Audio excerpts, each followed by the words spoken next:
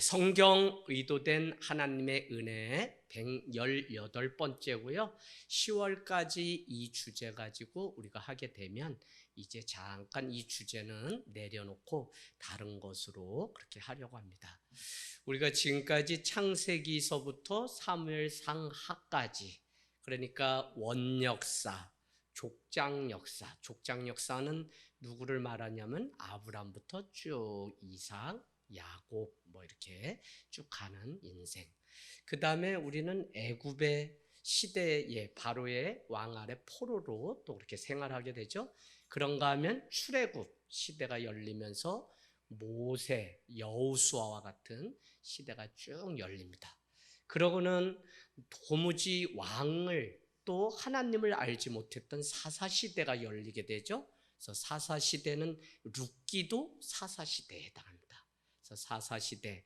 그런데 사사시대 계속적으로 이렇게 싸움을 하고 이방 침입을 당하니까 더 이상 우리도 견딜 수 없어서 그들이 왕을 세워달라고 하게 되죠. 그래서 왕을 세우고 사울, 그래서 왕정시대가 열리게 되고 다윗이 솔로몬이 오늘 이렇게 왕이 되고 솔로몬 이후에는 분열 왕국이 됩니다. 그래서 북이스라엘은 몇 개? 10개의 지파가 거기에 12지파 중에 가게 되죠. 그래서 여로보암이 일대 왕이 됩니다. 그래서 북한은 여자가 이쁘다 해서 북여 이렇게 외우시면 돼요. 그 다음에 남유다는 어떻게 되죠? 2개의 지파만 있게 되죠. 그래서 계속적으로 이렇게 가면서 바벨론 포로로 가는 시대가 열립니다. 오늘 우리가 읽는 이 열왕기 상하는 다윗 왕조의 시대가 이제 끝나게 되고 솔로몬이 시작되게 되는데, 열왕기 상하는 예레미야가 저자라는 말이 있지만 사실은 작자 미상이라는 것이 더 정확한 표현이고, 우리는 이것을 신학적인 걸 다 떠나서 하나님이 우리에게 주신 말씀이라고 믿기 때문에 우리는 오늘 이 말씀을 이렇게 대하게 됩니다. 그러면 열왕기 상하와 같은 그 역사서를 우리는 신명기 역사라고 그랬는데, 여호수아부터 쭉 해서 삼상하, 왕상하까지 우리는 6권의 이 책을 신명기 역사라고 하는데, 이 오늘 우리가 읽은 열왕기 상하는 그러면 우리한테 뭘 말하려고 하는 거냐면, 왜 하나님이 계신데 남북이 나눠지게 되었는지, 분열되었는지, 또 하나님이 계신데 왜 남유다가 북이스라엘이 이방인들에게 포로가 돼서 이와 같이 분열되어 어려움을 겪게 되었는지에 대한 질문이 중요한 질문으로 있게 됩니다. 그러면서 그들이 강조했던 것이 무엇이냐면, 너희가 모세 오경과 같은 토라라고 얘기하는데, 모세가 쓴 창출, 레민, 신명기까지 거기에서 주었던 그 말씀에 순종하지 않음으로 너희가 이와 같은 징벌을 받았다는 거예요. 지금이라도 회개를 하면 하나님은 희망의 하나님이시기 때문에 죄 용서하시고 구원해 주신다라고 하는, 그러니까 심판과 또 희망의 메시지가 2개 다 같이 기록된 것이 바로 이 열왕기 상하가 주는 중요한 것입니다. 그러면 열왕기 상하는 우리에게 뭘 가르쳐 주냐면, 바벨론이나 이 분열 왕국 이전에 솔로몬이 다스렸던 그 나라, 특별히 1장서부터 11장까지는 솔로몬의 인생에 대해서 기록해요. 우리가 가장 많이 좋아하고 가장 많이 사랑하는 왕이 누구냐 그러면 다윗과 솔로몬을 뽑는데, 오늘 다윗에 이어서 솔로몬이 그 자리를 이렇게 차지하게 되죠.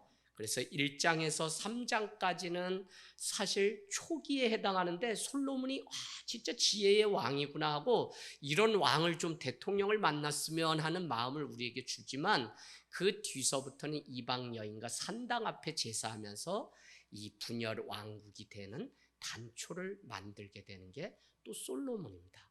그래서 여러분, 솔로몬이 좋은 선 왕이라고 생각하지만 사실은 우리가 역사서를 통해서 시작도 중요하지만 끝까지 중요하게 믿음 가운데 가야 되는데 그러지 못한, 그래서 여러분 우리는 그 출애굽이라는 게 홍해만 건너고 애굽만 빠져나오면 우리의 목적지가 아니라 그랬죠? 하란이 우리의 목적지가 아니라 우리는 반드시 젖과 꿀이 흐르는 가나안이라고 하는 최종 목적지가 있는데, 이 솔로몬도 믿음으로 시작했지만 마지막에는 하나님 앞에 죄를 짓고, 그가 잠언이나 전도서를 보면 이 땅 아래 있는 것이 내가 다 누려보았는데 헛되고 헛되다는 고백, 참회의 글을 쓰는 것을 보게 됩니다. 자, 1장 1절로 가겠습니다. 1장 1절.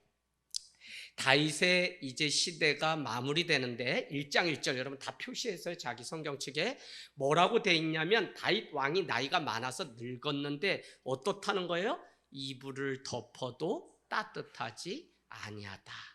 요 말 이해되는 분만 빨리 손 드세요. 이 말이 이해되는 분. 네, 김경아 사모님만 드셨네요. 네, 김경아 사모님은 한여름에도 겨울 이불을 덮기 때문에 저는 도저히 그렇게는 못 삽니다.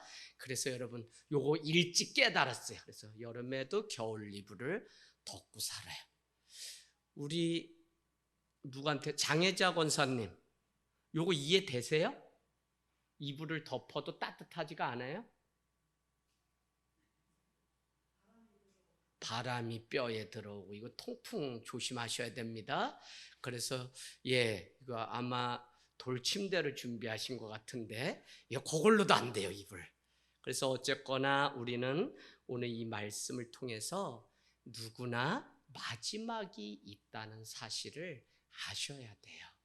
오늘 다윗의 그 화려했던 인생을 이와 같이 이불을 덮어도 따뜻하지 않았다라고 하는 것은, 그가 그 많은 전쟁을 치르고 모든 업적이 다 있음에도 불구하고 인생의 마지막은 다 이와 같이 흙으로 돌아가는 것을 우리에게 알려줘요. 그래서 더 욕심낼 것도 없고, 어떻게 보면 자족이라는 삶은 그냥 오늘 우리에게 주어진 이 시간을 만족하면서 살아가는 것이 자족이죠.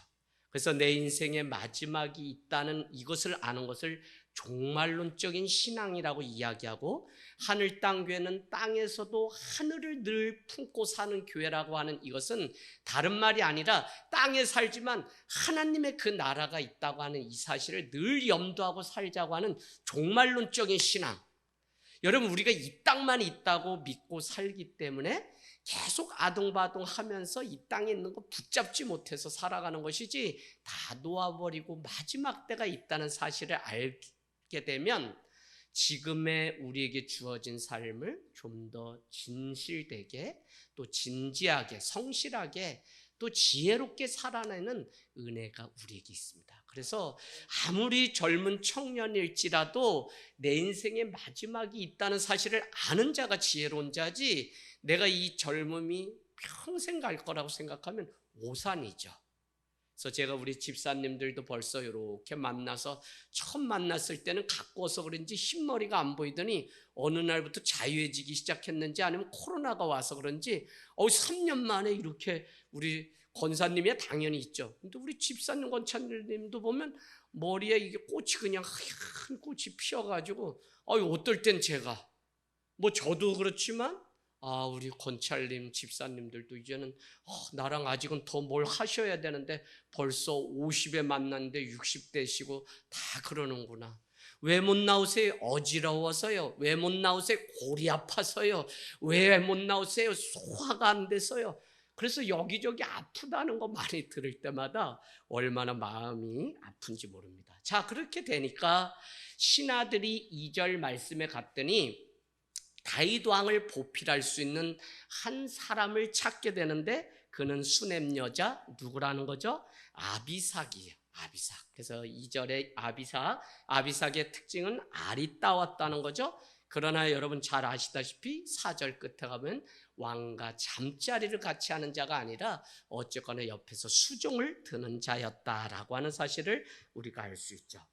그런데 오늘 갑자기 등장하는 한 사람이 있어요. 5절 6절에 보니까 누구냐면 아도니아라고 하는 사람이에요. 누구죠? 아도니아는 다윗의 아들이죠. 암논, 다니엘, 압살롬에 이어서 4번째 왕이에요. 그러니까 압살롬이 죽게 되니까 당연히 이제 내가 왕이라고 생각했는데, 왕이 다윗의 사인이 없게 되자 그는 이제 음모를 꾸미게 되죠. 그래서 오늘 우리가 읽은 그 말씀에 보면 7절로 가보세요. 그는 모의를 하는데 원래 다윗의 사람들이었던 사람들을 요압과 아비아달이라고 하는 제사장과 모의해서 자기가 왕을, 그러니까 솔로몬 전에 자기가 넷째니까 왕을 하려고 준비하는 것들을 우리는 볼 수 있습니다. 요압까지 다 자기 사람으로 만들었기 때문에 우리는 그 계략이나 지략이 얼마나 대단한지 우리는 다시 한번 생각해 보게 됩니다. 그런가 하면 8절에는 사독, 분하야, 나단, 시므이, 레이는 오늘 누구를 따르지 않았어요? 아도니아를 따르지 않고 여전히 다윗의 편에, 솔로몬의 편에 서 있는 것을 볼 수 있습니다. 9절 10절에 가보세요. 나단과 분하야가 자기 동생 솔로몬을 잔치를 베풀어서 이제 모의를 하는데, 그게 뭐냐면 9절에 보니까 양과 소와 살찐 송아지, 그 말씀 따라가나요? 잡았다는 거예요, 아도니아가. 그래가지고 사람들을, 유다 사람들을 다 청하는데, 다윗을 따랐던 이 세 사람은 청하지도 않았는데 그가 나단 선지자, 분하야와 또 동생 솔로몬은 빼놓았다는 것입니다. 그러니까 지금 자기가 왕을 하려고 얼마나, 제가 왜 이 말씀 드리냐면 사람의 이 계략과 이 정략이 얼마나 대단했는지. 죄악이죠. 그래서 솔로몬을 하나님이 왕으로 약속하셔서 세우지 않으면 이미 솔로몬은 왕이 될 수 없는 상황이 충분히 있음에도 불구하고 하나님은 언약의 말씀을 하시고 일하시기 때문에, 하나님은 무엇을 요구하실 때 항상 뭐라 그랬죠? 우리가 두렵고 우리가 힘들고 고난이 있어도, 금요 기도회 때 제가 말씀드렸죠? 항상 언약의 말씀을 먼저 주신 후에 우리에게 고난도 주시고 뭐도 주시는 거지. 그래서 언약의 말씀이 먼저 있었기 때문에 오늘 솔로몬이 왕이 될 수 있었다는 것이죠.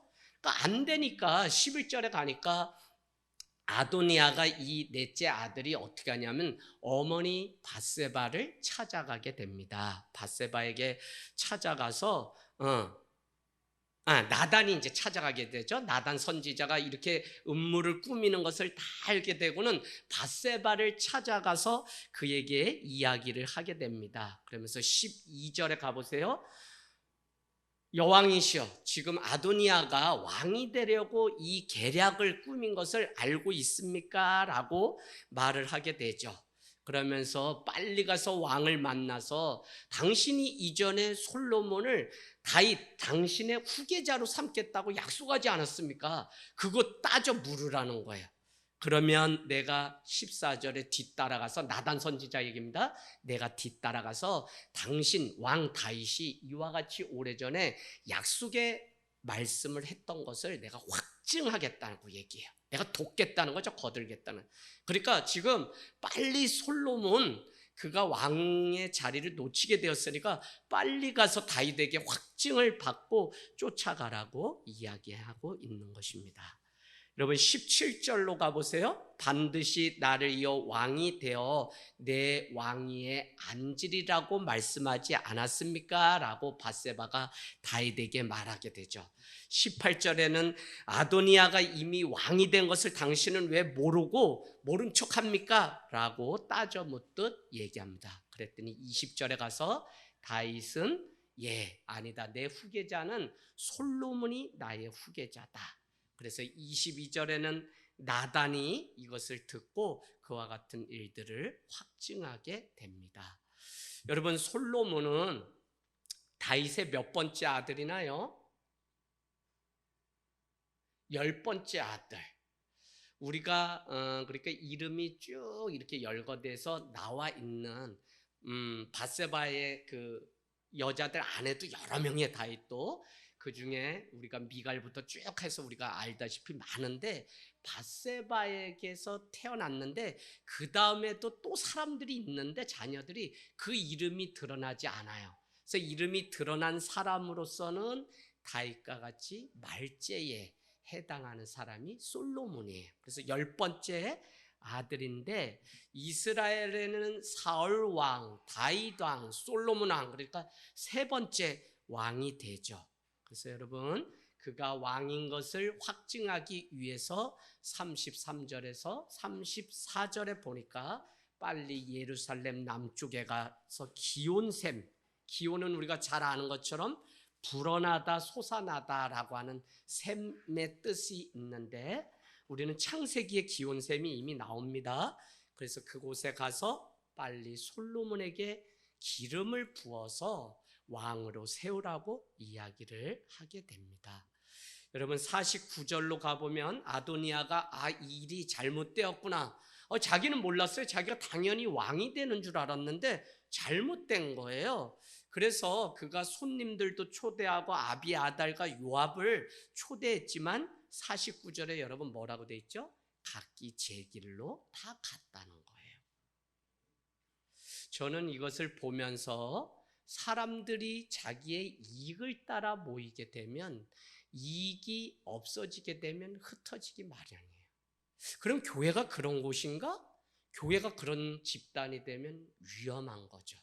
교회는 오직 여호와의 말씀 때문에 모이고 말씀 위에 세우려고 우리가 모이는 것이지, 우리가 이 교회 가면 뭐가 좋아서 그 교회 가면 뭐가 좋아서 사실 많은 조건을 걸고서 신앙생활을 하지만 그런 게 아니라 그 교회는 말씀 위에 서 있으면 그 교회를 선택하는 거지. 여러분 다른 데 기준 두시면 다 우리가 속게 돼요. 오늘 요압도 오늘 아비아달도 그렇게 많이 오늘 아도니아가 왕이 되는 줄 알고 따랐지만 다 제 길로 떠나버린 것을 보면 우리가 이렇게 되는구나 라는 사실을 알게 됩니다. 그래서 교회는, 성도는 오직 말씀을 중심으로 우리가 가는 것이지 다른 게 없어요. 오늘 말씀 50절 이 사실을 알게 되니까 아도니아가 이제 두려운 거예요. 왜? 내가 음모를 꾸몄다가 이 사실을 솔로몬이 알게 되면 나를 분명히 죽일 텐데 내가 어떻게 해야 되나 해서 가서 뿔을 잡고선 하나님 앞에 용서를 구하는데 그 안에 이제 두려움이 있습니다. 그런데 어떤 사람이 말하기를 지금 아도니아가 솔로몬이 칼을 들고 그를 죽일까 한다 해서 뿔을 잡고서 그가 살려고 지금 두려움에 빠져 있다라고 그렇게 이야기합니다. 그러나 여러분 52절 가보세요. 너무 중요해요.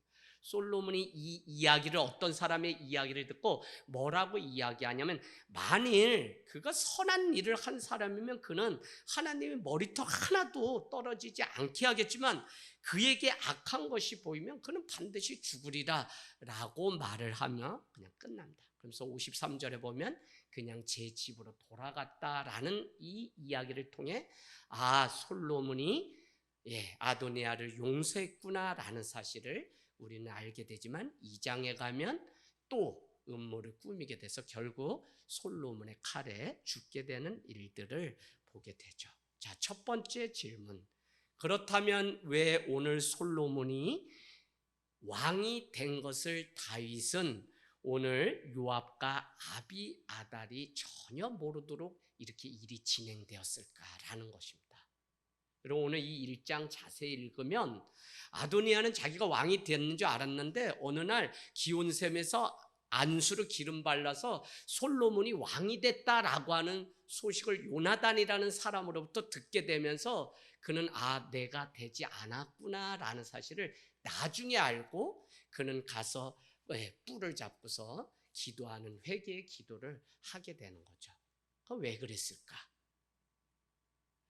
다윗이 그것을 다 드러내고 공개적으로 이 일을 아니다, 솔로몬이 왕이다 라고 말할 수 있음에도 불구하고 오늘 왜 이와 같이 모든 일이 비밀리에 다 진행되어서, 물론 언약의 말씀이 있었기 때문에 그와 같은 일들이 있지만 왜 그랬을까? 그래서 저는 이런 생각을 해보게 돼요. 정말 무엇이 진짜인지 가려내기 위해서 알려주지 않았다는 거죠. 왜냐하면 지금 다윗 이후에 빨리 왕을 세우지 않았기 때문에 아도니아가 이와 같은 일들을 꾸미게 되는데, 오히려 시간이 더딜 때 그가 어떤 마음으로 살아가는 사람인지 그의 행동을 보면 모든 게 다 드러나요. 이해되세요, 여러분?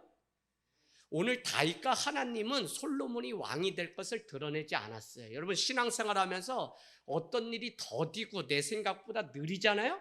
근데 그때 조심해야 되는 게 무엇이냐면 그때 하나님은 이 시간의 지연을 통해 누가 진짜 성도인지 누가 진짜 구원받을 자인지 가려내는 시간들을, 그래서 우리가 응답이 되지 않는다고 뭐 기도하다 포기하거나 무너지면 결국은 내가 손해보는 것이 오늘 알려주지 않았어요.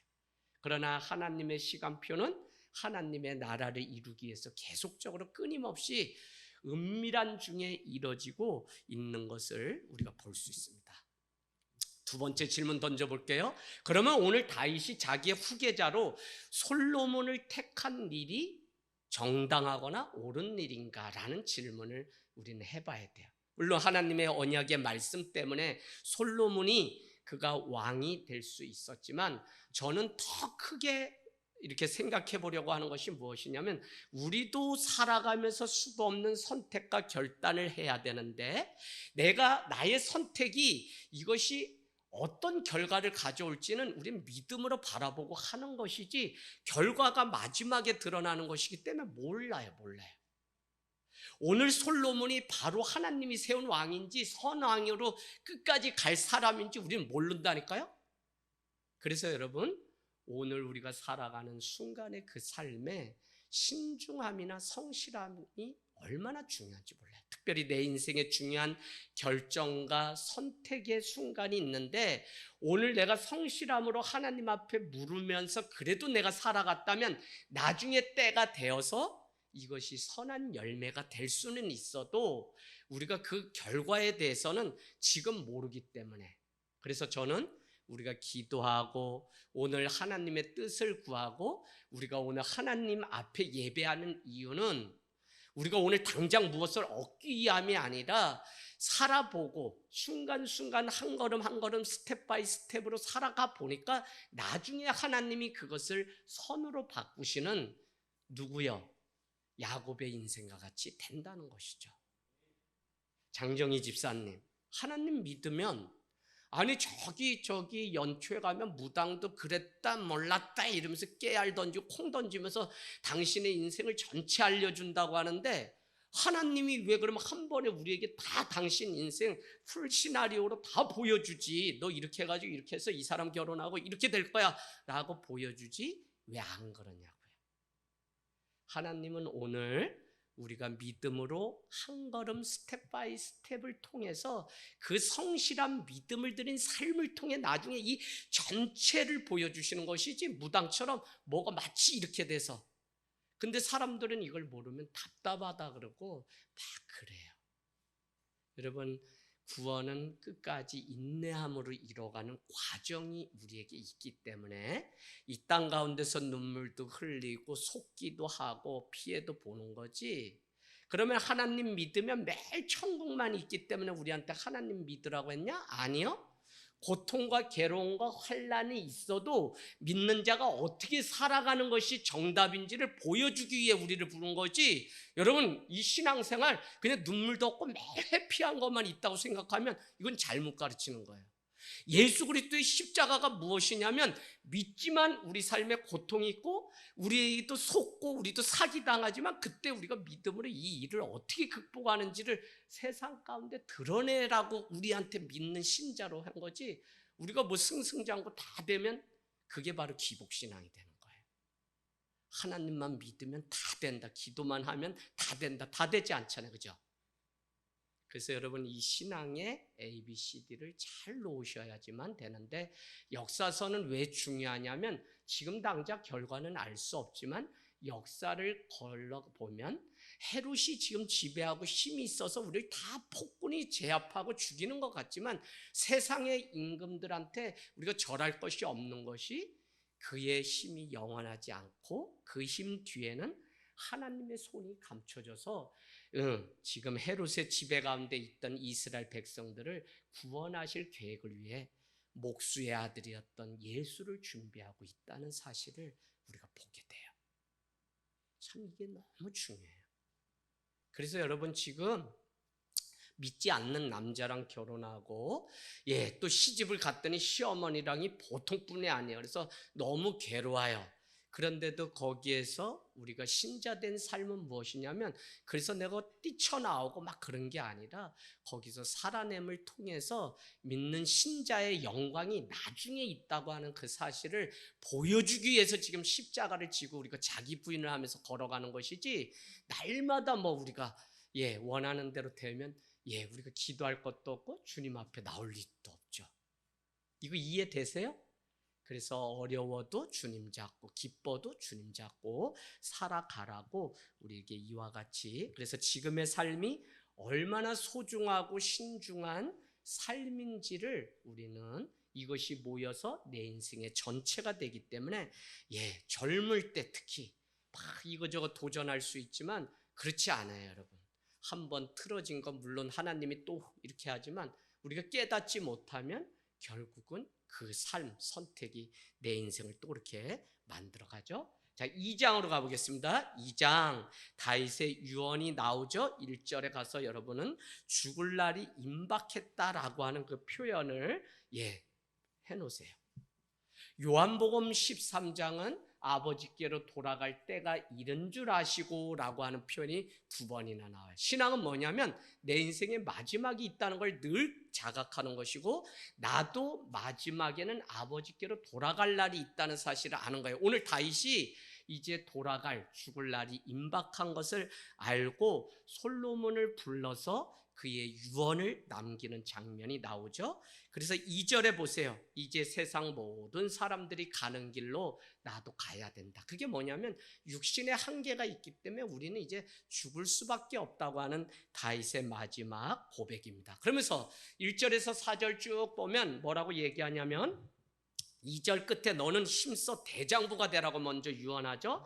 그 다음에 3절에 보니까 여호와의 명령을 지켜서 그 길로 행하고, 또 그 법률과 계명과 율례와 증거, 모세의 율법, 모세오경입니다. 기록된 대로 지키라. 그리하면 내가 무엇을 하든지 어디로 가든지 어떻게 한다고요? 형통하리. 이렇게 성경이 명확하게 가르쳐 주는데 자꾸 다른 데서 형통함을 찾는 이 한국 교회는 너무 큰 문제예요, 여러분. 여기에 있는 우리조차도 형통함이 주님 때문에 그 말씀을 지키려고 그 말씀을 오늘 자루나 우루나 치우치지 않고 어디에 나오죠? 여호수아 가보세요. 1장 7절 8절 1장 7절 8절 내가 내 입에서 여호와의 말씀을 늘 묵상하고 내가 자루나 우루나 치우치지 않으면 내 삶이 평탄하게 되고 형통하게 되리라고 여호수아에게 여호수아 1장 7절 8절. 그럼 뭐냐? 말씀 위에 살아갈 때 삶이 형통하다고 우리에게 가르쳐 줬어요. 그래서 교회는 아무리 많은 거 하고 뭐 작은 음악회 하고 뭐 해도 하늘 땅 교회도 가장 큰 축복은 무엇이 해야 되냐면 끊임없이 주의 말씀이 샘솟고 강단에서 가감없이 선포되는 게 그게 바른 교회의 표징이지, 우리가 뭐 다른 것 많이 하고 우리 교회는 뭘 많이 해 뭐 이런 건 아무것도 아니에요. 아시겠죠? 오늘도 다윗이 솔로몬에게 내린 명령 다른 것 아니라 모세 율법 같은 말씀을 너가 지켜 다 행하게 되면 형통한다는 형통. 형통이 이런 표현이 있죠. 물에 배수관이 있는데 수도가 들어오는 배수관이 있는데 막히면 들어오지 않는데, 형통이라는 뜻은 그냥 그 배관이 다 열려서 쭉쭉 이렇게. 그래서 여러분, 우리도 하나님의 말씀으로 늘 공급받아야 되는데 형통하지 않으면, 말씀이 없기 때문에 형통하지도 않지만 형통한 삶을 알지 못하면 그냥 다 막혀서 우리가 뭘 하나님이 은혜를 주어도 깨닫지 못하고, 지금 주님 앞에 정말 회개하고 돌아와서 지금이야말로 붙잡아야 될 때인데도 여전히 또 살만하면 교만과 그냥 자기의 삶의 방식으로 살아가는 인간의 이 탐욕을, 그러니까 형통함을 한 번도 못 누려요. 늘. 그래서 주의 말씀 가운데 살라고 오늘 솔로몬에게 말씀하고 있는 것입니다. 그러고는 여러분 4절 저는 너무 중요한 것 같아요. 여호와께서 내 일에 대하여 말씀하시기를 만일 내 자손들이 그들의 길을 삼가 마음을 다하고 성품을 다하여 진실이 내 앞에서 행하면 이스라엘 왕위에 오를 사람이 다윗, 솔로몬 너에게서 끊어지지 않고 영원히 계속 너의 이 유다 지파에서 누가요? 이스라엘 다스릴 왕이 있을 거라고 약속하는 말씀입니다. 여러분, 참 저는 목회자만 자녀를 위해서 손을 얹어서 안수하고 축복하는 것이 아니라 오늘 다윗이 그의 아들 솔로몬을 향해 이와 같이 축복하였던 것처럼 부모의 권위는 다른 게 아니라 자녀를 자꾸 이놈의 새끼 저럴라고 내가 미역국 먹었나 막 이런 게 저주가 아니라 그를 향하여 이와 같이 축복할 수 있는 권한이. 그래서 아침에 일 나가는 아들 또 저녁에 돌아오는 아들을 향해서 아이고 귀하다라고 얘기해 줄 수 있는 그 부모가 얼마나. 여러분 뭐 1살부터 나서 이제 20살까지 부모 손이 있거든요. 그러면 대학 가면 다 떠나요. 그러면 그 전에 뭐 학교도 학원도 뭐도 다 도와줘요. 그런데 독립을 하면 그 자녀 우리가 어떻게 못해요. 그렇기 때문에 사랑을 가르쳐줘야, 사랑을 지금 줘야 되는데 내가 너를 사랑하지만 이것보다 더 큰 사랑이 있다는 것을 가르쳐줘야죠. 그게 뭐냐면 하나님의 너를 사랑한다는 이것을 가르치는 게 부모의 역할이에요. 그래서 여러분 그 귀에다 대고 늘 주님의 그 사랑을 전하지 않으면 안 되는 거예요. 그러려면 어떻게 해요? 내가 먼저 오늘 깨어서 다윗이 솔로몬에게 오늘 축복한 같이 이와 같이 축복을 하는 역사가 있어야 됩니다. 오늘 5절에서 8절 쭉 보면 요압은 살려두라 그러죠. 예, 살려두지 말라 그래. 왜? 전쟁에서 피를 보았던. 그래서 누구죠? 그 자녀들 뭐 이렇게 아유 이름이 생각 안 나는데 다 죽였죠. 죽이지 말아야 될 압살롬까지 죽이는 일을 오늘 이 요압이 그 앞에서 자기가 마치 영웅이 된 것처럼 죽이고 말죠. 그래서 왔을 때 다윗이 그 장례식 가운데 얼마나 눈물을 흘리면서 그게 바로 요압의 실수였던 거죠. 자, 그 다음에 두 번째는 바르실레의 아들에게 자비를 베풀라고 또 얘기해요. 그게 7절에 나오는데 압살롬으로부터 내가 도망갈 때 나를 아는 척 해줬다는 거죠. 자, 그 다음에 베냐민 사람 시므이는 살려두지 말라 그러죠. 8절에 왜 그러냐면 악독한 말로 나를 저주했던 자이기 때문에 그렇게 하라고 다윗은 솔로몬에게 명령을 하고 있습니다. 그래서 여러분 이 말을 기억한다는 것을 기억하셔야 돼요. 하나님은 오늘 우리가 하는 이 말도 다 기억하죠. 오늘 다윗이 그들이 하는 말과 행동을 다 기억했다 이렇게 갚는 것처럼 말이 엄청 중요해요. 그래서 여러분 항상 기도하라고 하는 그것은 뭐라 그랬죠? 다른 게 아니라 내가 늘 말이 기도가 되도록 하라는 거죠. 그래서 사랑하는 재아가, 사랑하는 용아야, 사랑하는 시우야 말할 때 하나님 사랑하게 해주세요 라고 하는 기도를 담아서 말을 하는 게 항상 쉬지 않고 기도하는 거여서 말이 중요합니다. 야고보서도 온 산을 불태울 수 있는 게 그 불안하죠. 그것처럼 우리 인생의 굴레도 말 한마디 때문에 우리가 말의 실수, 내가 말 하나 실수한 것 때문에 밤새 잠을 못 자는 걸 보면 우리의 굴레는 다른 게 아니라 말이에요. 그래서 이렇게 얘기합니다. 타고 다니는 말도 어떻게 해요? 입에 멍에를 매서 그를 제어하고 저기 큰 배도 키 하나로 다 제어하는데 말에 실수가 없으면 온전한 자다. 너희는 스스로 가르치기를 말하기를 좋아하는 자가 되지 말라고 우리에게 말씀하고 있습니다. 그래서 이 말이 너무 중요하죠. 16절에서 18절 아도니아가 밧세바를 찾아가게 되죠. 그리고는 아버지 다윗의 어떻게 해요? 이렇게 돌보고 있는 수냄 여인 아비삭을 자기의 처로 달라고 그렇게 밧세바에게 얘기하고 밧세바는 거기에 무슨 의도가 있는지도 모르고 다윗에게 가서 그렇게 얘기를 하게 됩니다. 그러나 22절에 가보니까 어떻게 달라고 할 수 있느냐라고 하게 되죠. 누가요? 솔로몬이. 어떻게 내 아버지를 돕는 그 아비삭을 달라고 할 수 있냐? 이거는 뭐가 잘못됐다. 아도니아가 이거는 너무 잘못됐다라고 해서 25절에 보니까 자기를 따놨던 한 사람 나단과 분야를 보내서 어떻게 해요? 그를 죽이게 되는 장면이 나옵니다. 여러분, 아비삭의 이름의 뜻은 나의 아버지는 방랑자다, 그런 뜻이에요. 그러니까 수냄 여인이었던 아비삭의 이름의 뜻은 영원히 방랑자처럼 그렇게 살아가던 자입니다. 여기까지 잘 따라오시죠? 이제 3장부터가 솔로몬의 진짜 인생입니다. 3장 1절. 솔로몬은 여러 번의 실수 중에 하나가 무엇이냐면 정략 결혼 제도를 계속, 여러분 우리가 무슨 남유다 북이스라엘 어려울 때마다 이방과 정략 결혼을 통해서 어떻게 해요? 힘을 규합해서 적으로부터 보호하려고 하는 그 유혹. 그러나 그게 왜 잘못된 거죠?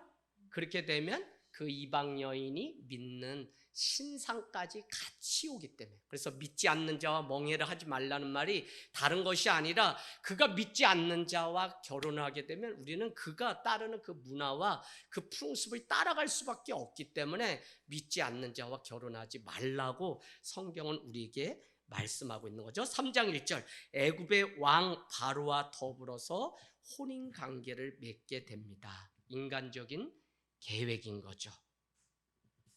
인간적이라고 하는 것은 여러분 우리가 생각할 때는 빠를 수 있어요. 일을 성취할 수 있어요. 그러나 그것을 물으면 그 안에 독이 있고요. 그것을 물으면 그 작은 것이 우리의 발목을 붙잡을 때가 있어요. 그래서 믿는 우리는 동기, 방법, 과정, 결과 다 하나님의 뜻대로 해야지, 그러지 않게 되면 우리가 이 고통을, 그 죄가 제 인생의 발목을 잡는다니까요. 여러분 지금까지 살아오면서 얼마나 많은 그 어려움들이 있겠어요. 그러나 그것이 죄가 되면 끊을 수 있는 믿음과 용기가 있어야지, 그것을 하지 않으면 그것이 언젠가는 반드시 내 발목을 잡기 마련이에요. 제가 그래서 고향에 가면은 너가 목사가 됐다고 이 얘기를 들을 이유가 없거든요. 그분들은 절간 드나드는 분들이기 때문에. 그런데도 과거의 소행이 수박밭 600평 이런 거 들었다 놨다 하고, 동네 산당 제사가자 모셔서 귀신 잡아다 단지 안에 넣은 거, 다 참나무 칼로 다 해가지고 뭐 동네에 재앙이 내렸네. 그 주범이 정거를 다 알기 때문에 제가. 근데 우리 믿음의 편에서는 보면 거짓 우상을 일찍이 믿음의 용사로 택하려고 그랬구나, 겁도 없이. 동네 사람들이요, 사람이 이렇게 무슨 일이 있었냐면 그 돌바에서 꼭 사람이 여름에 한 명씩 죽어.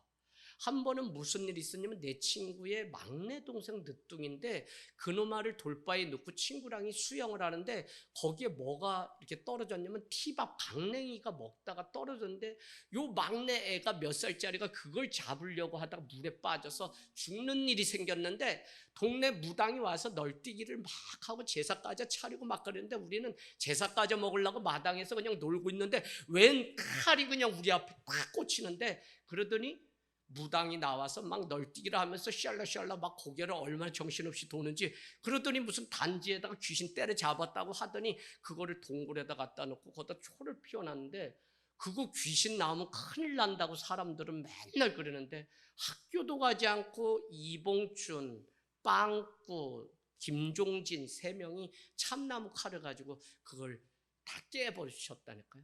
그래서 우리 동네는 또 큰일 났다고 막 사람들이 막 저러 가가지고 엎드려가지고 뭐 진짜 1000번째 제사를 지내야지 저게 노한게 우리 마을에서 떠난다 그래가지고 또 얼마나 어려웠는지. 또 범인 색출한다 그래서 가마솥 기름솥에 막 손톱 잘라가지고 넣으면 난 그거 사극에서만 하는 줄 알았더니 진짜 마을회관에 모여가지고 범인 색출한다 그래가지고 범인으로 지목되면 막 쌀이까치로 막 등짝 때려서 피 흘리고 형들 남의 물건 훔치다가 그런 거 제가 봐가지고, 그래도 제가 얼마나 용기가 있었는지.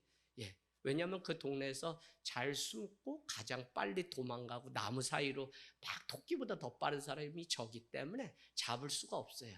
그래서 제가 그렇게 했어요. 자, 그런데 오늘 이 정략 결혼했던 그것이 발목을 잡아서 분열 왕국의 단초가 되죠. 3장 2절 성전 건축이 없기 때문에 솔로몬은 산당에서 제사를 지내는데 산당은 다른 게 아니죠. 성전이 없으니까 거기에 그냥 자기가 믿고 싶은 거 그냥 갖다 믿는 거예요. 그래서 산당이죠. 3절에 보니까 산당에서 제사를 하는데 이것이 얼마나 옳지 못한 인간적인 것인지 우리의 발목을 붙잡는구나라는 것을 알 수 있어요. 그날 4절 말씀에 보니까 기분에 올라가서 우리가 잘 아는 일천 번제를 솔로몬은 드리게 됩니다. 그래서 드리는데 이렇게 어떻게 하다가 잠이 들었는데 꿈에 보니까 5절에 하나님이 나타나서 솔로몬에게 뭐라고 얘기하냐면 내가 너에게 무엇을 줄 거라고 묻는 거예요.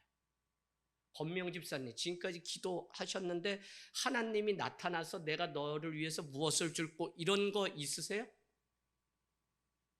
난 이런 꿈 좀 꿔봤으면 좋겠어.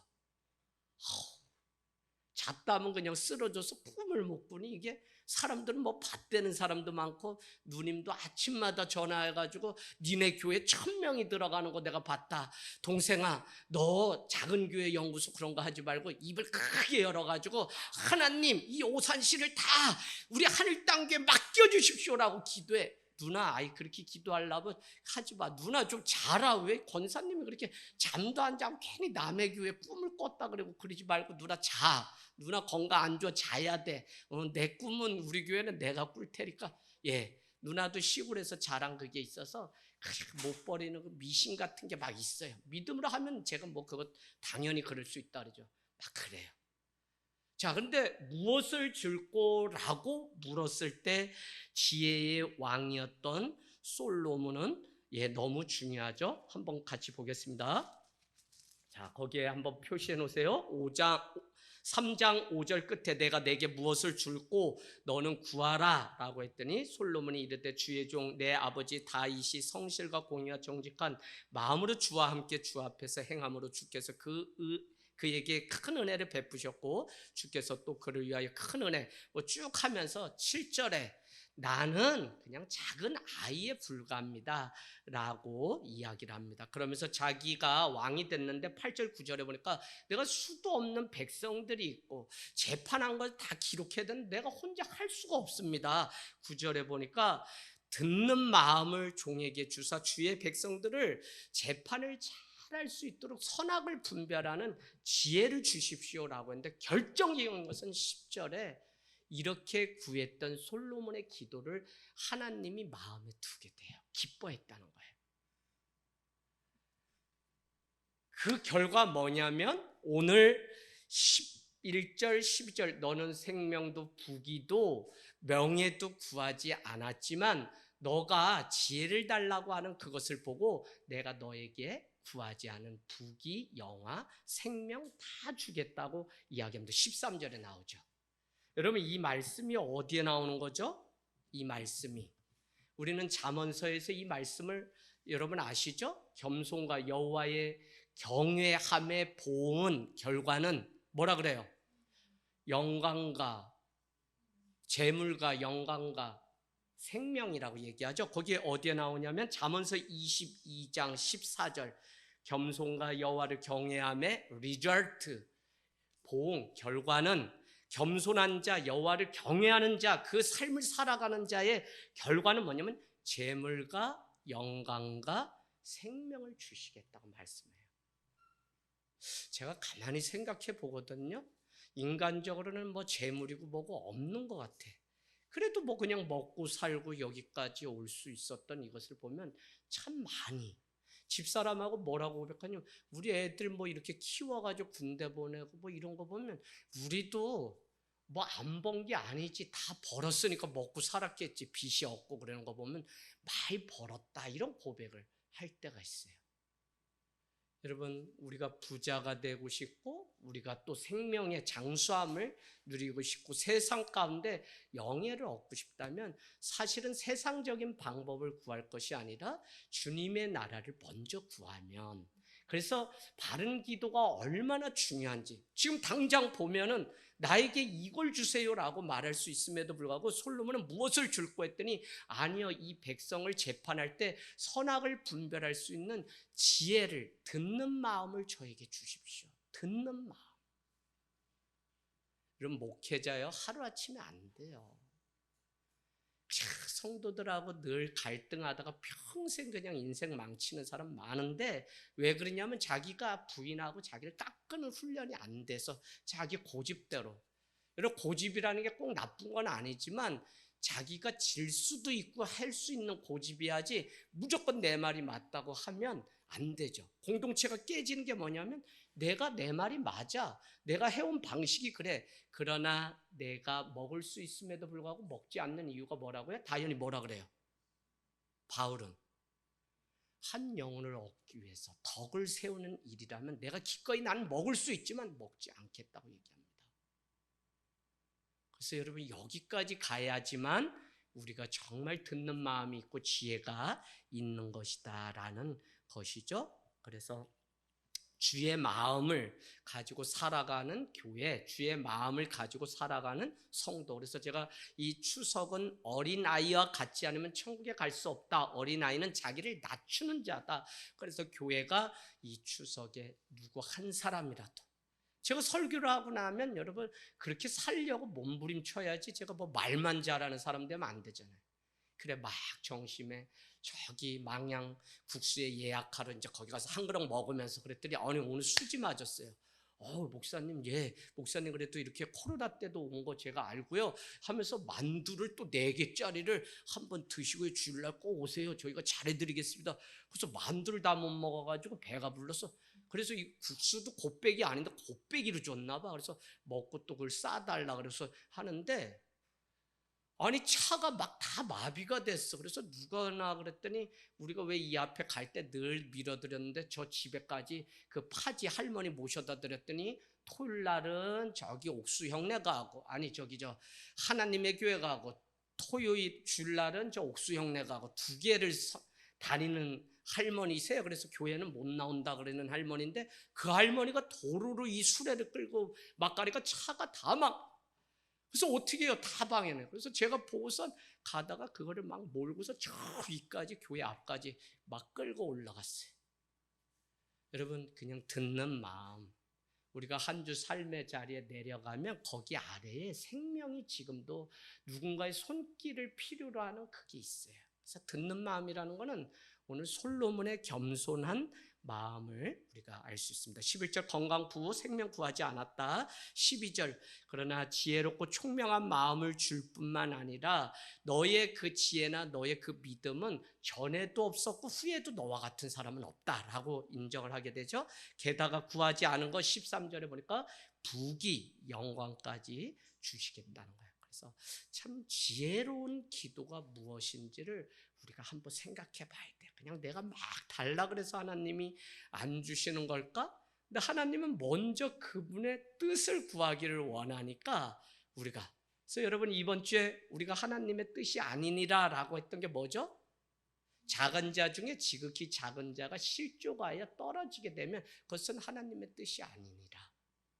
그게 여러분 다른 사람 아니에요. 가장 가까운 아내일 수 있고 남편일 수 있고. 그래서 여러분 자기가 살던 습관대로 살면 안 돼요. 아내의 심정을 헤아리고 남편의 심정을 헤아리고 아이들의 심정을, 그래서 부단히 공부하고 부단히 그 마음을 듣는 귀가 열려야지. 그렇지 않으면 자기 방식 평생 고집하다가 한 번도 행복 누리지 못하고 살아요.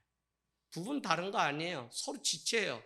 교회와 가정을 하나님이 최초의 기간으로 에덴 동산에 지었어요. 그러면 지혜로운 사람 뭐냐? 빨리 서로 지체되어서 깨지고 무너지고 양보하고 다듬고 아름답게 만들어가는 게 우리의 가정이지, 그냥 내가 살아온 방식만 주장해가지고 여러분 평생 행복 안 해요. 특별히 남자들, 여자 데려다 왜 남의 인생 망쳐요? 대한민국 남자들 자꾸 여자 데려다가 남의 인생 그렇게 망치면 안 되잖아요. 그죠? 내 인생 누가 망치면 나도 힘든데 그러면 안 되죠. 그러니까 그 이야기는 무엇이냐면 원하는 게 무엇인지 하나님의 편에서, 아내의 편에서, 남편의 편에서, 자식의 편에서. 그러니까 에베소서도 우리에게 내 자녀를 노엽게 하지 말라는 것이 그 마음을 살피라는 거예요. 그래서 신앙은 다른 게 아니라 마음을 살피는 일이라는 것입니다. 자, 그래서 오늘 우리는 16절 솔로몬의 재판 이야기가 쭉 나오죠. 그것은 뭐죠? 우리 쉽게 이야기하면 난지 사흘 만에 아이를 잃은 두 여인이 재판을 해달라고 찾아왔는데 한 아이가 자기 아들이라고 자꾸 자기 자녀라고 막 생떼를 부렸다는 거죠. 그래서 이 문제를 해결할 수 없는데 솔로몬의 지혜가 무엇이냐면, 야, 사와나 가서 칼을 가지고 와라. 저를 이렇게 해서는 답이 안 나니 오늘 저를 잘라가지고 반을 잘라서 반은 저 사람 주고 반은 이 사람 주면 되니 오늘 칼을 가져와라 라고 했더니 한 여인이 안 됩니다. 막 눈물을 쏟으면서 차라리 이 자녀를 저 집에 다 주십시오 라고 얘기하고, 또 한 여자는 어떻게 해? 아니요, 이거 나누세요. 공평하게 나눠서 반반 주시면 돼요 라고 해서 솔로몬의 재판을 통해 솔로몬은 이 자녀를 죽이면 안 됩니다. 빨리 저 사람 주세요 라고 했던 사람이 친모인 것으로 솔로몬의 재판을 통해서 그와 같이 이 일이 있은 후에 다 소문이 나게 되니까 3장 끝에 보니까 왕을 두려워하였으므로 이는 하나님의 지혜가 그의 속에 있어 판결함을 보이더라는 것입니다. 여러분, 지식 중요하거든요. 그런데 지혜를 구하는 삶을 살았으면 좋겠어요. 지식이 있어요. 근데 그 지식이 빛나게 하는 게 뭐냐면 지혜예요. 믿음이 있어요. 근데 그 믿음을 빛나게 하는 게 뭐냐면 지혜예요, 지혜. 7 집사를 선택하는 기중에 성령 충만한 사람, 칭찬받을 만한 사람, 지혜가 있는 사람을 7 집사 중에 하나로 초대교회 7장에 보면 나와 있어요. 6장 7장. 그럼 그 지혜는 지식이 아니에요. 지식 아무리 많아도 지혜가 없으면 이와 같이 사람의 마음, 오늘 까딱 잘못했으면 솔로몬이 사람 죽일 뻔한 거예요, 어린아이. 그러나 그는 반드시 부모라면 내가 이 자녀를 살리기 위해서 배를 가른다고 할 때 나는 없어도 됩니다. 차라리 살려서 저 집 다 주십시오 라고 하는 사람이 친부모인 것을 알고 그와 같이 머리를 쓰게 되었다는 것입니다. 여러분, 여기서 한 가지, 솔로몬은 몇 세에 죽게 되죠? 솔로몬은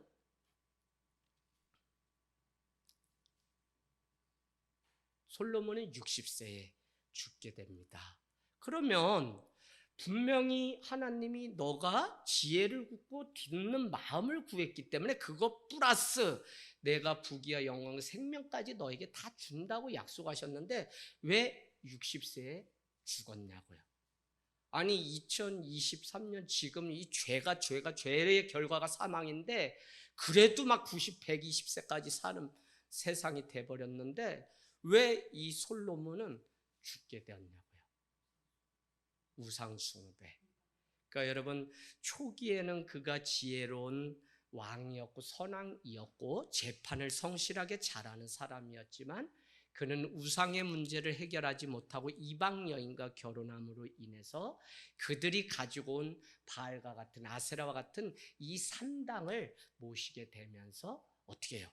그래서 뭐 이렇게 몇 가지 신 나오는데 그러면서 이 패망의 길. 그래서 하나님은 그의 죄를 보고 그에게 60세에 생명밖에 살지 못하겠다는 거죠. 4장 다 끝나갔습니다. 4장은 여러분 쭉 그냥 혼자 개인적으로 읽으세요. 저도 잘 몰라요. 어쨌거나 솔로몬과 함께 했던 주변 사람들, 관리들에 대해서 설명하고 있는데 1절에서 7절까지는 뭐 좋은 지도자에게는 역시 좋은 관료들이 있어야 된다는 사실을 가르쳐 주죠. 그래서 지도자도 중요하지만 주변에 좋은 사람들이 어떤 사람이 있는지가 그 좋은 나라와 좋은 그것을 판가름한다는 것입니다. 그래서 우리가 살아가는 지금 세상에서도 대통령 한 사람이 중요한 게 아니라 주변에 있는 사람이 더 중요하다는 거죠. 그래서 교회도 건강한 교회에 목회자 한 사람이 끌고 가질 않아요. 물론 뭐 바른 정신과 철학을 제시는 할 수 있지만 결국 하늘 땅 교회가 건강한 교회, 좋은 교회가 되려면 주변이 아니라 내가 주체의식 가지고 함께하는 성도들 각 지체가 깨어서 살아갈 때 이 솔로몬의 이 나라가 왕국이 건강하게 갈 수 있는 것이죠. 21절에서 25절까지는 바벨론의 그 유프라테스부터 블레셋 영토까지 땅을 확장하는 것을 우리에게 가르쳐 주는데 7년 동안 헤브론에서 다윗이 임금을 했고 그 다음에 30년 동안 어디서 이스라엘에서 예루살렘에서 다윗이 통치했어요. 그래서 나라들을 조금씩 넓혀가는데 솔로몬의 때에는 바벨론 블레셋의 땅까지도 점령해서 갔는데 대표적인 말씀이 오늘 4장 25절에 가보세요. 25절에 솔로몬이 사는 동안에 유다와 이스라엘의 단에서부터 부엘세바에 이르기까지 거기 중요합니다. 각기 포도나무 아래와 무화과 나무 아래에서 평안히 살았더라. 그러니까 참 솔로몬의 초대 때는 북이 영화를 다 누리면서 살아갔던 선왕인데 왜 60세까지 밖에 살지 못했냐? 죄 때문에 그렇다는 사실을 여러분 놓치지 않았으면 좋겠습니다. 5장으로 건너뛰겠습니다. 5장은 역대상 2장에도 기록되어 있는데 드디어 성전 건축의 장면이 나오는데 여러분 5장 1절에 보면 솔로몬이 기름 부음을 받고 그의 아버지에 이어서 왕이 됐는데 왕이 된 지 4년째 되는, 그래서 솔로몬 그 성전을 7년 동안, 그래서 11년 만에 완성되는 솔로몬 성전이 최초에 생기게 되죠. 그런데 그 일을 도왔던 사람이 누구냐면 거기에 나오죠. 두루왕 히람이라고 1절에 나옵니다. 그는 누구냐면 저기에 보면 저런 말씀이 있을 겁니다. 다윗과 이렇게 다윗을 사랑했다는 표현이 어디 있죠? 1절에 있네요. 평생에 다윗을 사랑했어요. 언제부터? 두루왕 히람의 아버지 때부터 다윗과 이렇게 선왕이었고 친하게 지냈는데 왜 이게 중요하냐면 우리는 백향목 그러면 어디예요? 백향목. 응? 레바논의 백향목이 바로 여기에 등장하는 거거든요. 그래서 우리는 오늘 두로의 히람이 백향목을 솔로몬에게 가져가게끔 그렇게 하는 것을 볼 수 있는데 8절 말씀에 가보세요. 8절 말씀에 백향목뿐만 아니라 잣나무도 보내주소서라고 간청하게 되고 9절에는 적극적으로 내가 다 줄 테니 가져가라고 이야기하고 10절에는 솔로몬이 원하는 대로 잣나무 백향목 다 가져다가 성전을 짓게 되는 것이죠. 제가 이 말씀 대목을 왜 중요하게 생각하냐면 5장 5절에 히람 왕에게 이렇게 나단 선지자가 나타나서 이렇게 얘기하죠. 다윗이 내 때에 성전을 짓기를 원합니다. 아니다. 너가 아니라 너의 아들 때에 질 것이며 너는 그 준비를 하라고 다윗에게 성전을 짓지 못하게 합니다.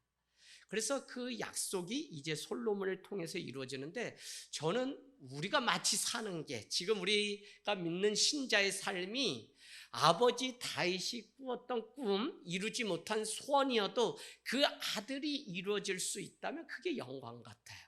그래서 오늘 왜 믿음의 씨앗을 우리가 계속 심고 왜 우리가 믿음으로 자꾸 살아가야 되느냐?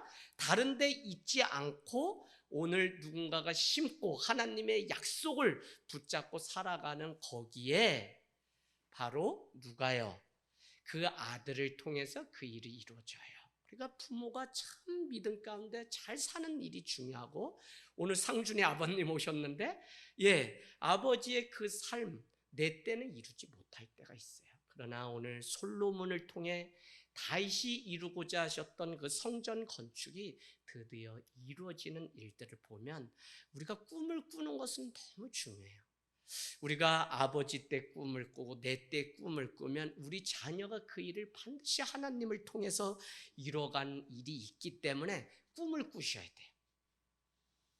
권사님, 아이고 목사님 주책이지요. 지가 뭐 이 나이에 무슨 꿈을 꿔요. 아유 난 이제 곧 들어갈 때가 가까이 됐어요. 꿈은요 저 젊은 애들이 꾸는 거지 저는 뭐 그런 꿈을 몰라요. 꿔봐야 다 개꿈이고요. 아니요, 믿음 안에서 마지막 날까지 꿈을 꾸시면 하나님이 그 일을 이루세요. 우리가 왜 모세의 시대가 끝났다 그랬죠? 모세의 시대가 왜 끝났다 그랬어요? 그 말씀이 어디에 나와요? 우리 찾아볼까요?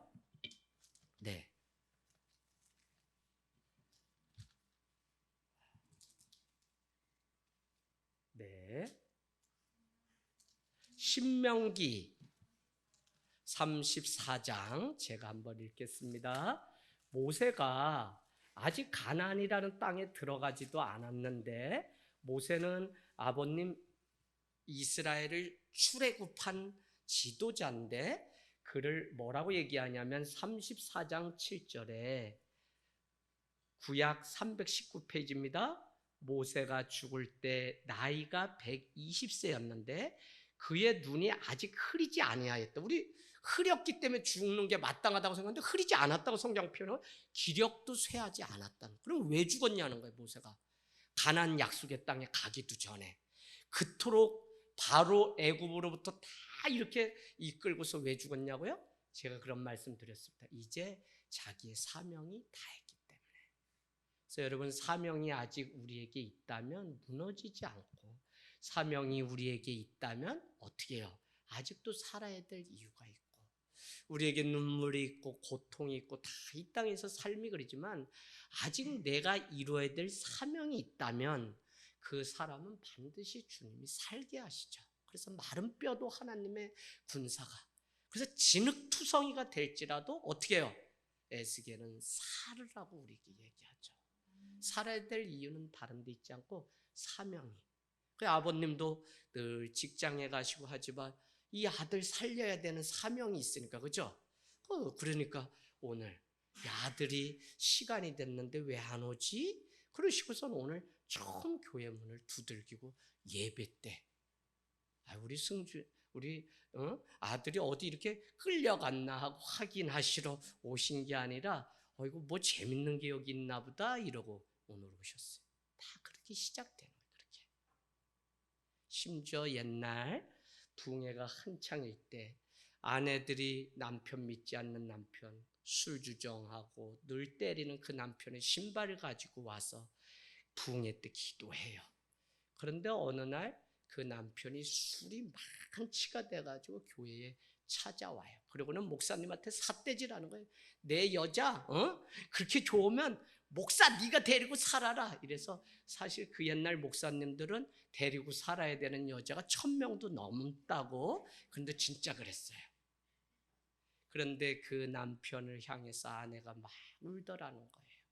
왜 울었냐면 아니 왜 울어? 이 여자가 변했나? 라고 했는데 알고 봤더니 나는 이제 이렇게 믿다가 주님 오시면 천국 가면 되지만 우리 남편은 믿지 않으니 이제 죽으면 지옥 갈 거니 어떡하냐? 라고 울더래요. 그거에 감동받아서 남편도 교회를 다닌 일들도 있어요. 오늘 어떤 모양으로든 사는 방식은 다 다르요. 그러나 우리 삶의 물꼬를 하나님 손안에 있는 존재가 우리라는 것만 놓치지 않으면 내가 30에도 만날 수 있고 40에도 만날 수 있고 내가 기쁠 때도 교회 나올 수 있고 슬플 때도 나올 수 있지만 그것만 잊지 않으면 왜요?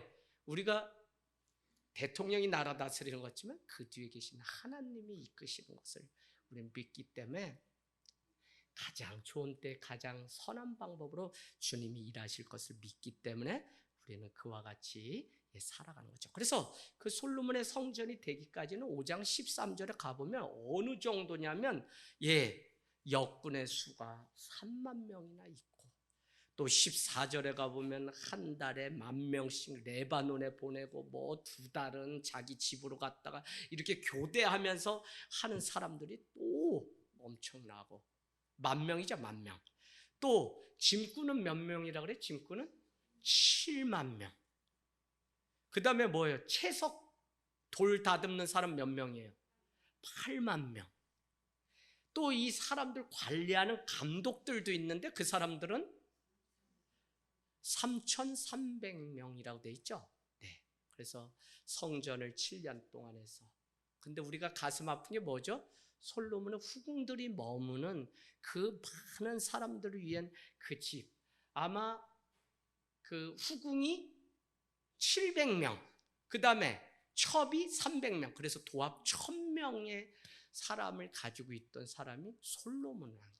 그러니까 하나님이 그가 죄를 범하니까 60에 일찍 데려가게 되죠. 어쨌거나 솔로몬은 그 자기가 머물 후궁들이 머무는 궁은 몇 년 동안 지었다고 나와있죠? 13년 동안. 하나님을 위해서 교회 저는 7년 동안 졌는데 자기가 먹고 사는 그 집은 얼마나 화려하게 졌는지 13년 동안 도합 20년 동안 이 많은 사람들이 와서 부역을 하고 막 그러니 그들의 원성이 있을 수밖에 없죠. 그러니까 그 안에 불만이 있고 나라 통치를 못해. 그러나 우리가 늘 뭐를 놓쳤다는 것을 알아야 되냐면 하나님 앞에 솔로몬은 왕이 됐을 때 다른 것이 아니라 내가 수도 없는 재판을 해야 되는데 나에게 주시려거든 부귀, 명예, 생명 이거 아니라 듣는 마음을 주사 나에게 지혜를 주십시오라고 했던 사람이에요.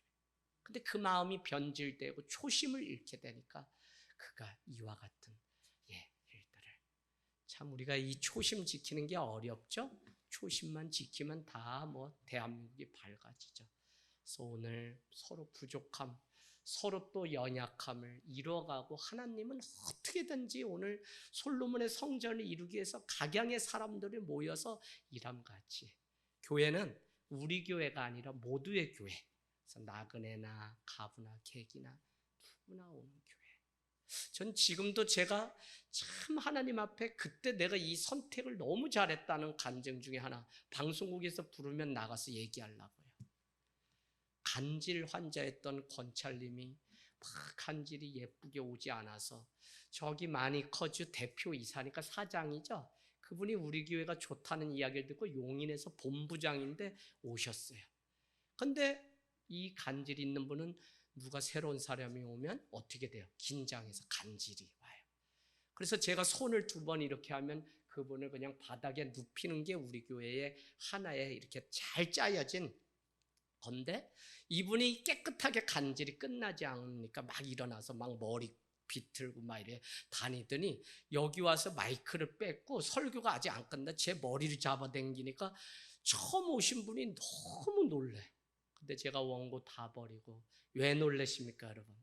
교회는 바로 이런 사람들이 오는 곳인데 객이나 가부나 환자나 38년, 40년째 성전 미문에 구걸하는 자가 그들이 오는 곳이 교회인데 오늘 우리 교회가 살아있다는 증거가 이와 같은 일들이 있기 때문에 그랬더니 그분이 가시면서 저의 손을 꼭 잡아주셔요. 그래서 저는 그때 온도가 없어서 그래도 언젠가는 오시겠지 했는데 지금까지 안 오셨는데 사실 교회는 다 이 모양 저 모양 아픈 자가 있으면 그를 위하여 기도하라고 우리를 또 건강 주시고 또 가난하다면 나에게 부를 줬다면 어떻게 해요? 그 사람을 또. 그래서 저는 여러분의 부도 구했으면 좋겠어요. 부자도 있으면. 다 가난하면 어떻게 해요? 부자도 되세요. 그 대신 말하지 말고 부자는 가난한 사람들이나 아니면 저희 밥 많이 사주면 돼. 그래서 부자도 있고 그래서 교회는 남녀노소가 다 있는 것이지 아픈 자도 있고 건강한 사람도 있는 거지. 그래서 여러분 하나님의 나라를 함께 이뤄가는 근데 여러분 이게 교회가 아니라 최초의 교회는 바로 우리 가정이라는 사실을 놓치지 말고 승리하기를 원합니다.